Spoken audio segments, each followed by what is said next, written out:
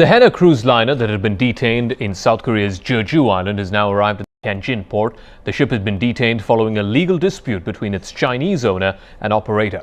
87 tourists and 650 workers of the Henna came back with the ship.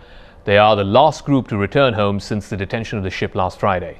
By Monday, more than 1,500 detained passengers have been brought back home to China by 7 chartered planes arranged by Henna Airlines.